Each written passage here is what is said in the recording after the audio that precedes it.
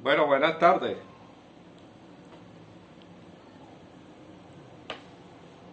Esta es la tercera conferencia. ¿Me escuchan bien?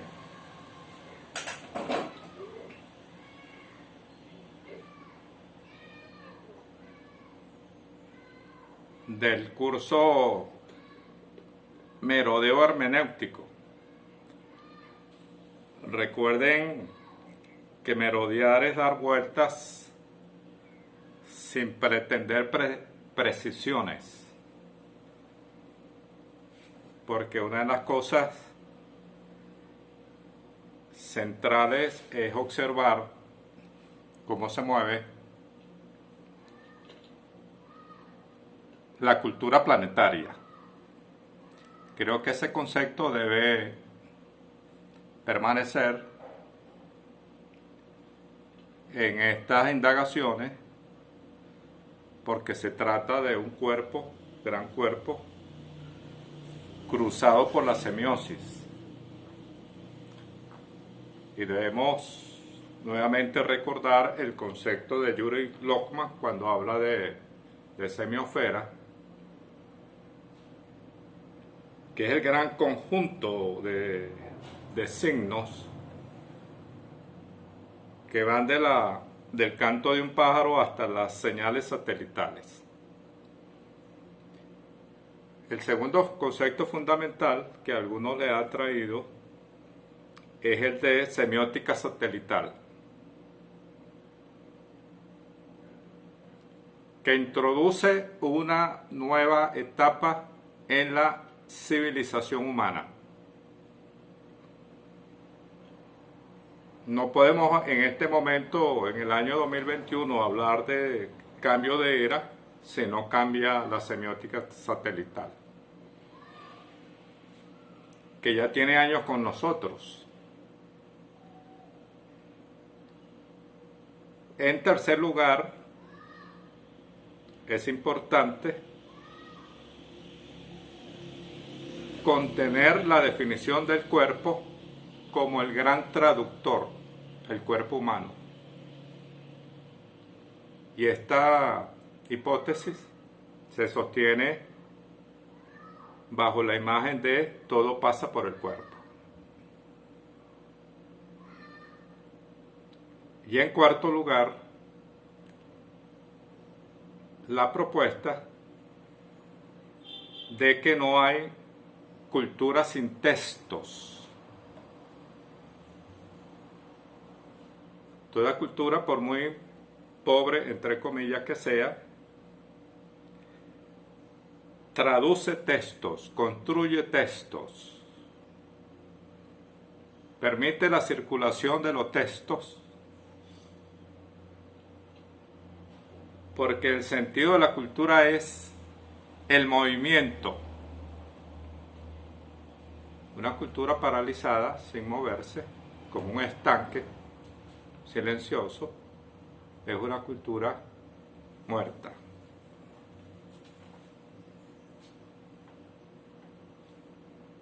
Y la tentativa de proponer, en quinto lugar,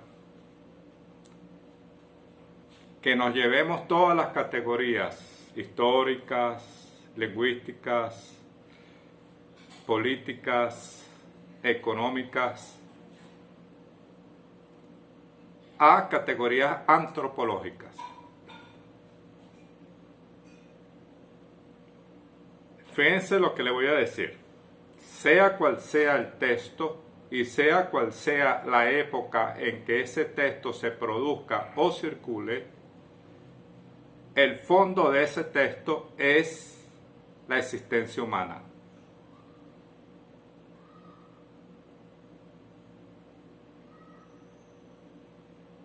Entonces quiero recuperar a través de una pizarra el esquema anterior que propuse, que coloca como centro al cuerpo, al ser, al individuo, a la persona.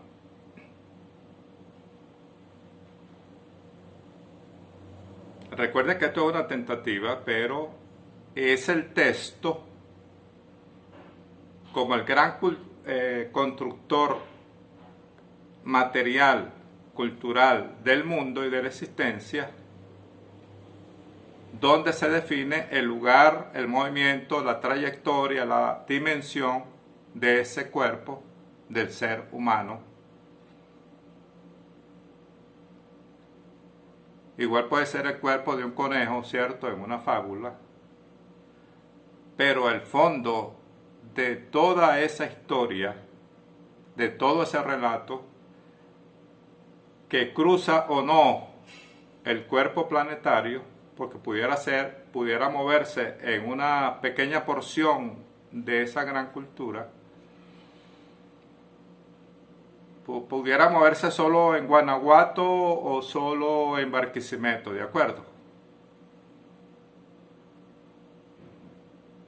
Pero ese centro antropológico es el que nos permitirá posteriormente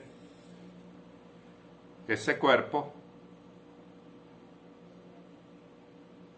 trabajar las nociones de poder, por ejemplo. Este cuerpo, que pudiera tener definiciones subjetivas,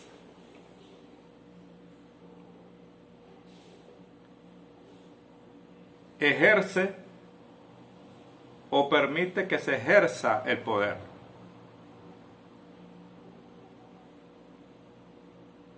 Esa ejerción o no ejerción, que es una acción, ceder, poseer, ¿de acuerdo? Eso va a tener una dirección. En segundo lugar, queremos colocar alrededor de ese cuerpo que pudiera tener un mundo, entre comillas, interior, lo que se llama subjetividad, ¿cierto? Vamos a colocar alrededor de ese cuerpo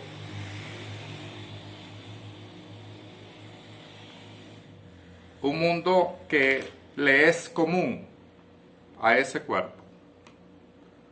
Le es común a ese cuerpo con otros cuerpos, donde se mueven con otros cuerpos, y eso se ha dado en llamar multitud, pueblo, los muchos, los otros, ¿de acuerdo? Entonces, debemos tener más o menos preciso en la reunión de hoy cómo se mueve lo común, ¿ok? ¿Cómo se mueve lo común? Lo común, lo comunitario, como ustedes quieran llamarlo, lo que tenemos de común, que lo vamos a llamar memoria común, memoria común. Esto es importante, la memoria común, que es lo que permite la semejanza con otros y la convivencia con otros que se nos parecen. ¿Ok? Quizás el concepto de nación, por ejemplo, y del concepto de etnia, parte de esta posibilidad de que la memoria sea común. Entonces se comparten ciertas cosas y de allí la aparición de grandes categorías que permiten la definición de patria, nación, comunidad común,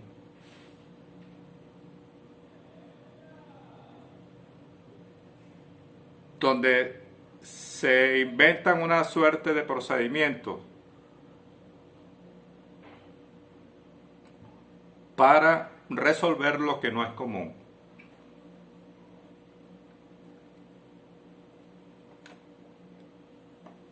Esto hay que tenerle mucho cuidado porque aquí, en esta tentativa, quiero hacer una propuesta que quizás produzcan ruido a las concepciones o frente a las concepciones que hablan de identidad, memoria común y este tipo de cosas. Es decir, que este cuerpo, según el relato que estemos interpretando, tiene un movimiento en un espacio que le es común. ¿De acuerdo? Esto tiende a problematizarse. ¿Saben por qué? Por la aparición de los grupos, de los partidos, de las religiones. ¿De acuerdo? Que hace que lo común entre en conflicto con otros que también tienen un mundo que le es común. Pero la propiedad de este espacio es que en este espacio no se producen grandes interpretaciones. Se vive sin grandes preocupaciones en el espacio de lo común. Y alrededor de lo común, nosotros, siguiendo a Bataille, vamos a colocar lo que él llama los movimientos de conjunto, que producen, ideológicamente hablando, un sentido de totalidad.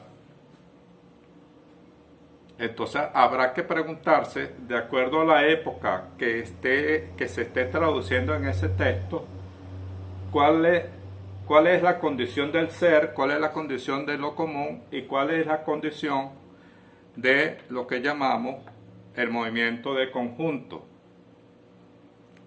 que en 1492 en Europa era la monarquía y la iglesia, ¿de acuerdo? ¿Ok? Entonces, pero nos podemos preguntar cuál era el movimiento de conjunto en esa época semiótica que nos muestra ese texto específico, particular, cuál es el movimiento de conjunto de Ayacyala, por ejemplo, del incanato, ok, por ejemplo, que se va a diferenciar sin duda o puede tener semejanzas con el movimiento del conjunto de la monarquía, del rey, de la iglesia universal, católica y apostólica y romana, ¿ok? Son movimientos de conjunto. Movimientos de conjunto es que tienen una gran influencia sobre el movimiento común, y si pierde esa influencia sobre el movimiento común, significa que se producen alteraciones en ese movimiento de conjunto que pudieran estar desplazados por otros movimientos de conjunto. Por ejemplo, cómo desplaza, en el caso nuestro del continente, cómo desplaza, por ejemplo, la colonia a la república. Y alrededor de esos movimientos es puesto lo que se llama la semiótica satelital, que tiene que ver con las grandes operaciones de de producción y transmisión de los mensajes del mundo cibernético, que ha alterado enormemente esta semiótica satelital, esta revolución satelital, que es una revolución tecnológica, que no altera la base de la revolución industrial del siglo XVII, pero que produce un estallido en la producción de textos y de mercancías. Podríamos preguntarnos si el texto es una mercancía, y genera una suerte de movimientos que sin duda van a ser reflejados en el texto. Entonces la semiótica satelital está acá haciendo sus grandes operaciones. Pero, ¿qué está detrás de esta semiótica satelital? ¿Quién produce los instrumentos para que esta semiótica sea posible? Entonces pienso que en las nuevas realidades textuales se materializa este movimiento de una manera singular de acuerdo al texto que estemos interpretando. Entonces esto se concreta es en el texto cultural. No es a priori. De hecho, cuando yo digo es a priori, ya estoy generando una condición en el discurso que nos permite materializar la vida de una manera determinada y que pudiera dar lugar, si es a priori, que es otra de las tesis que debemos manejar, si es a priori, es porque el poder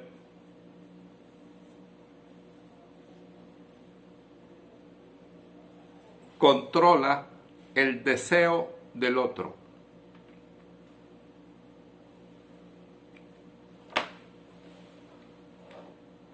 Y esto creo que es lo que está pasando con la neurociencia, que estudia cuáles son los lugares exactos del cerebro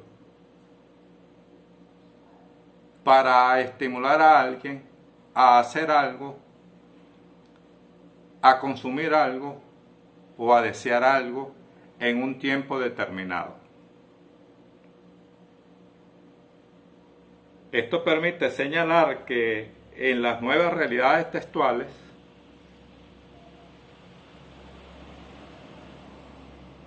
se nos muestra una semiótica textual que tiene que ver con el movimiento del ser en ese espacio que está materializado semióticamente hablando en ese relato que nosotros queremos interpretar.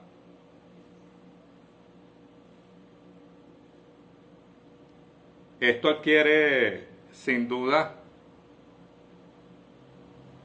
o requiere sin duda una suerte de aproximaciones, que es lo que hemos intentado y seguiremos intentando hacer en este curso, en función de comprender cómo el texto cultural refiere este movimiento.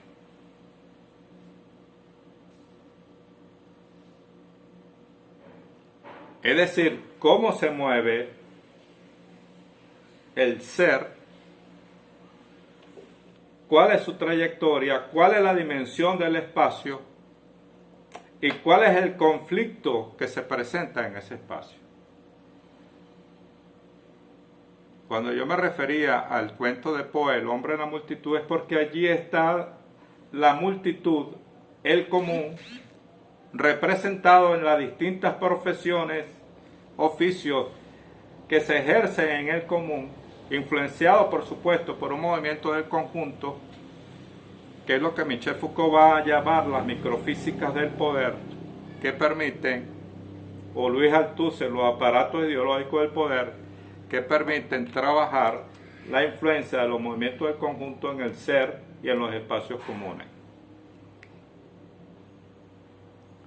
Allí es cuando quiero proponer el concepto de casa como un espacio invadido.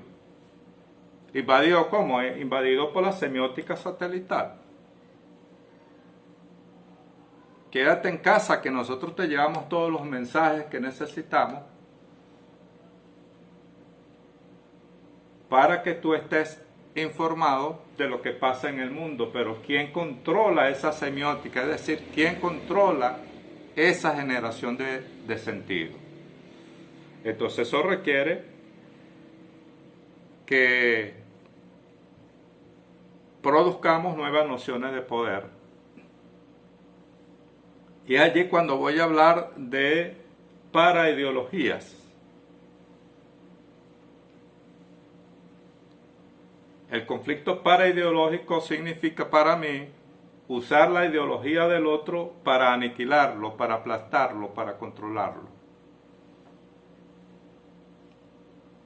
Y eso lo vamos a ver en los textos, por eso estoy preparando un segundo curso para ver esto en un texto específico. Porque cada texto, es mi propuesta, va a mostrar una modalidad de este movimiento. Recuerde que no hay acciones sin personajes. Entonces, el ser que está aquí en el movimiento común, que es funcional, que cumple, que asume un trabajo, que se olvida de la tragedia y que no se explica de las grandes contradicciones del mundo. Y esa es una de las características del habitante del espacio de lo común. No se está explicando cómo esa tesis que yo propuse en el curso anterior, en la sesión pasada, cómo son los empresarios y los grandes financistas los dueños de ese movimiento en conjunto. Y que me permite decir que el proceso civilizatorio dominante en el planeta Tierra como planeta cultural se llama capitalismo. Dominante. ¿Dominante dónde? Dominante aquí, en el conjunto. Dominante en el espacio común, en el espacio que coincide, donde están los muchos, donde está la multitud. Y dominante en el individuo.